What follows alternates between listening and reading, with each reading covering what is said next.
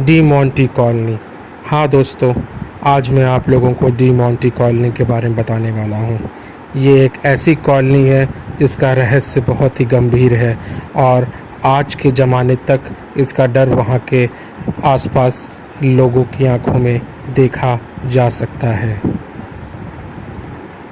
D Monty colony Chennai में अल्वारपेट में एक साधारण सी कॉलोनी है जो बहुत ही असाधारण दिखती है।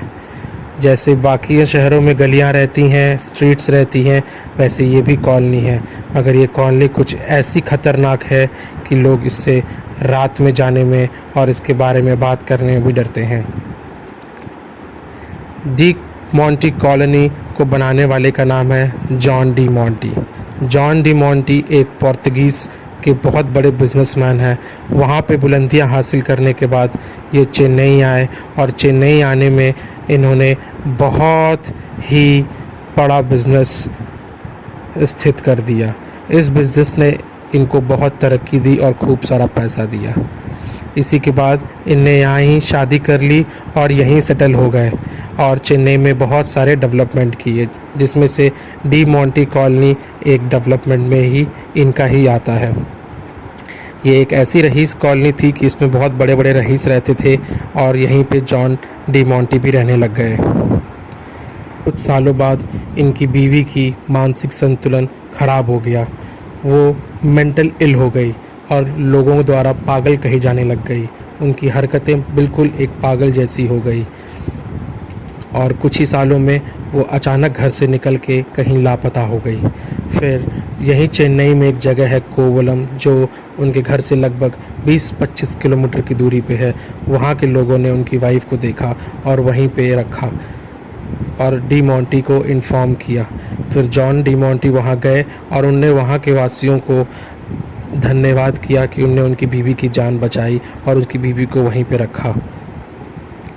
मगर वहाँ के लोगों ने रिक्वेस्ट किया जॉन डी मोंटी से कि वहाँ पे वो एक चर्च बना दें और जॉन डी मोंटी ने वैसा ही किया। वहाँ पे एक बहुत बड़ा चर्च बनाया जो आज की डेट में भी वहाँ है और वहीं प्रेयर होती है और वहाँ बहुत लोग आते जाते रहते हैं। इसी सब दौरान जॉन डी मोंटी का एक बेटा भी था और वो बड़ा हो गया था और इसीलिए उनने उनको विदेश भेज दिया आगे पढ़ाई के लिए। मगर अचानक कुछ सालों में वहाँ से खबर आती है कि उनका बेटा क्रिस्टोफर डी मोंटी एक्सपायर हो गया है। ये सुन के जॉन डी मोंटी बहुत टूट गए और बहुत निराश हुए कि उनने सबका डेवलपमेंट किया, चेन्नई में इतनी तरक्की हासिल करी, मगर उनकी फैमिली एक अनहैप्पी फैमिली रह गई, टूट सी गई। एक तरफ बीवी जो मानसिक संतुलन खो चुकी है, एक तरफ बेटा जो अब उनके बीच में नहीं है। इसी दौरान कोलकाता से उनको एक बहुत बड़ी बिज़नेस डील आई और जॉन डी मोंटी कोलकाता के लिए निकल गए। जब वो कोलकाता के दौरे पे थे तभी उनको खबर आती है चेन्नई से कि उनके घर में कुछ लोगों जो वर्कर की तरह काम करते थे, उनने उनकी वाइफ के साथ दुर्व्यवहार किया। वो मानो ये खबर सुन के टूट ही गए और बिखर से गए। वो तुरंत वापस आए और उन्होंने अपनी बीवी को देखा और वो इस हालत में नहीं थे कि वो ये सब घटना को एक्सेप्ट कर पाएँ। उनने अपनी सारी प्रॉपर्टी, सब कुछ, सारा बिज़नेस एक चर्च के नाम किया और उसके बाद वो कहाँ चले गए या मर गए या क्या हुआ, ये आज की डेट में एक बहुत बड़ा रहस्य है। वहाँ के लोग कहते हैं कि गैस सिलेंडर फट गया, कुछ कहते हैं कि सुसाइड कर लिया, कुछ कहते हैं कि वो कहीं सब कुछ छोड़ के चले गए। मगर ये घटना आज तक की डेट में रहस्य है।